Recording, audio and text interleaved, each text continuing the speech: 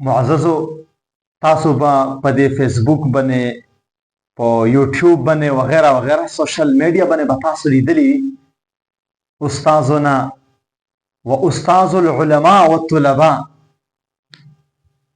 شیخ الحدیث محمد ادریس ترنګزی صاحب مبارکه د بعضې عوام الناس او د ځینې د سپک علما کم شانت الفاظ استعمالوي. حضرت شیخ صاحب مبارک ته حفظه الله تعالی دومره سپکې ورته وایي او دومره ګټیا الفاظ ورته استعمالوي او داسې ناشنا کیسې ورپسې کوي چې په شک کې ایمان کوي. نعوذ بالله دومره سپکاوي د حضرت شیخ حدیث ادریس صاحب په باره کې ولې وایي؟ صرف یو وجه ده. یو بیان یې کړی دی چېرته غریب حضرت شیخ صاحب او اخ کې د ټرمپ مذمت کړی دی.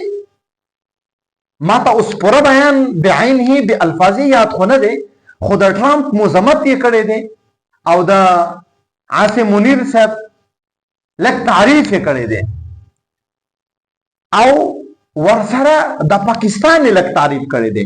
په دې بنا باندې زمونږ د عوام الناس او خاص کر زمونږ د ګاونډ ملک افغانستان خلک او زمونږ د بعضې پښتانه او د ځینې طالبان او عالمان چې بظاهر طالبان دي دا شیخ صاحب ته داسې الفاظ استعمالوي چې الامان والحفیظ.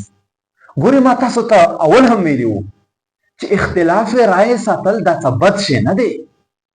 فطرت د دې شي تقاضا کوي، شریعت هم د دې شي تقاضا کوي، عقل ساينس تجربه مشاهده هم د دې شي تقاضا کوي چې اختلاف د هر چا سره راتلی شي.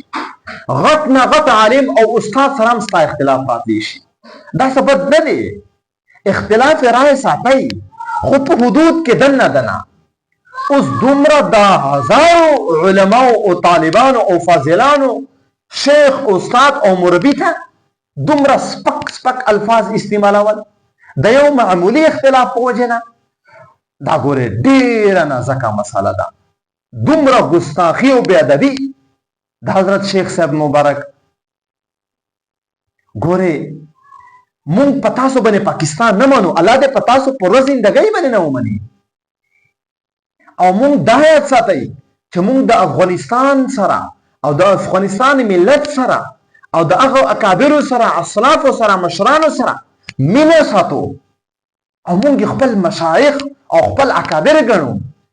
خو د دې خدا مقصد کله هم نه دی چې یو حضرت صاحب، یو مولوي صاحب، د یو محترم صاحب، شیخ صاحب نظریه د دې مخالفه شوله او ستاسو دا دومره سپکې وکړئ چې کفر طرف ته یې منسوبوئ. نعوذ بالله.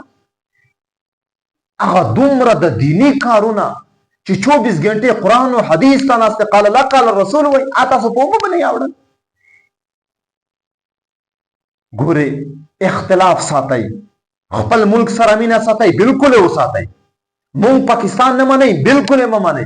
حضرت شیخ صاحب مو دا خبره دغه نوټ دغه کلیپ مو نه یې خوښ، مه یې خوښوئ، مه یې اورئ. خو د دې یو کیسې په وجه نه، یو معمولي اختلاف په وجه نه د حضرت شیخ صاحب دومره سپکاوي کول، د یو عالم د یو مولوي صاحب دومره سپکاوي کول، دا نه د شریعت درس دی، نه د پښتونولۍ درس دی، نه د عقل او د ساينس او د دماغ درس دی. او دا هم یاد ساتئ دا د پښتونولۍ کار نه دی. دا کومه راله د پښتونولي ده، دا د خپل ملت سره وفا ده. ورشئ تاسو د خپل اکابرو نه د خپل مشرانو نه تپوس وکئ چې مونږ د شیخ صاحب په باره کې داسې الفاظ وایو، دا صحیح کوو. تاسو د خپل اکابر څه وایي، خپل مشران درته څه وایي. ځکه ما تاسو ته بار دا وامه چې اختلاف ساتئ خو په حدود کې دننه اعتدال چرته درنه قضا نه شي.